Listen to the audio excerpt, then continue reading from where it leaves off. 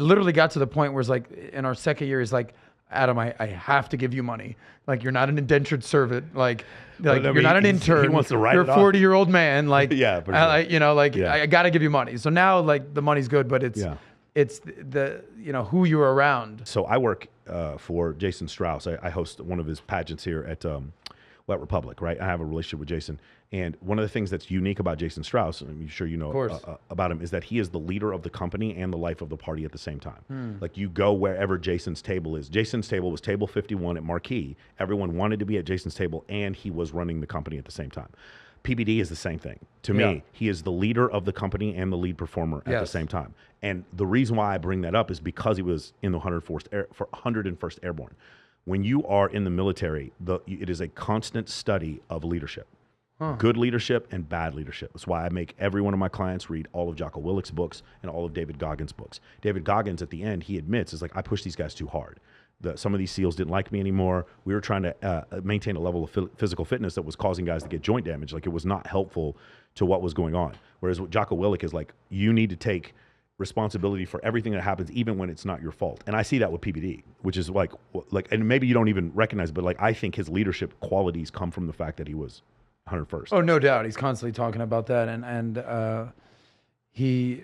What I think, one of the things I always say, and I appreciate how you're using the Jason Strauss example, is the Phil Jackson, Michael Jordan analogy. He's the GM. He's the owner. Well, he's more of a Jerry Reinsdorf, if anything. Yeah. But also he's MJ.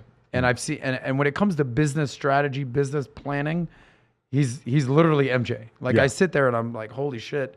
People pay this guy 30, 50, 100 grand an hour to speak, whatever. Yeah.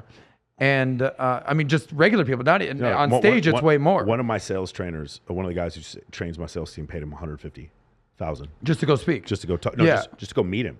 And I was like, he went to your office, and he was like, yeah. And then there's that girl who does the show and the guy that does the show. And I was like, did you mean to say Jedediah Bila and Adam Sosnick? He didn't even know. He just went there to go see. No, I know. He just went there to go see Pat. So I'm so because I feel very fortunate. Like I'm you know how, like, you see the reason the whole company went to go see Air, the Michael Jordan movie. Incredible movie. Incredible movie.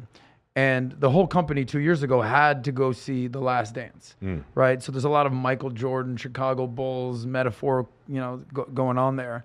But, you know, he is MJ of business, and now he wants to become MJ of media.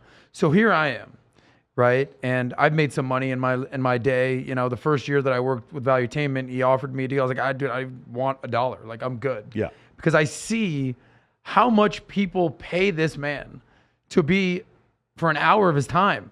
And I'm like, I get to sit next to this guy day in and day out, and I'm not going to charge him. And it literally got to the point where it's like, in our second year, he's like, Adam, I have to give you money.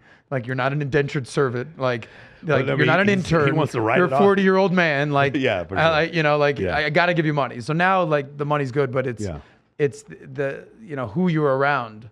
Like, there's no amount of money that Jason Strauss could pay you to host an event. I've learned so much from him. Other than just being around the type of guy like that, just watch right? it. Like, I've learned so much because there's 3 Harvard case studies on Noah Tepperberg and Jason Strauss.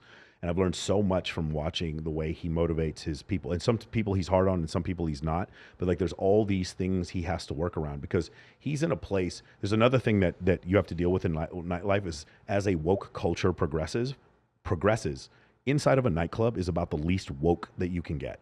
Women act like women, men act like men use money and financial status in order to have a certain place, literally to lease real estate, a table. Yeah. To lease Which real is estate. just real estate. Which We is just know real that. estate. Yes, They're correct. leasing real estate for a certain amount of night, for a certain amount of time, and women have currency based on their physical attractiveness. The gender roles are so clearly defined inside of a nightlife space. Wow. And Jason and Noah have to go. Remember, we're at Harvard. We're like at Woke Central, and it's really funny because there were a couple of, like, landmines that they threw at him as questions, and it was just like watching these are not the droids you're looking for. It's like, why do women pay different prices to get into clubs than men? And I wanted to shout out, is like, because they're hot, and we want more women, and men spend more money when there's hot women there. But they didn't say that, even though that's obviously the truth. Right. And so there's all those things. It sucks that you can't even say that these days. You can't. Not at Harvard. Not Harvard. Why are there no guys drink free nights at clubs anymore? There are. You go to Abbey, go to Pump in West Hollywood, you will drink for free. All the gay guys. Yeah. Yeah, exactly. Yeah.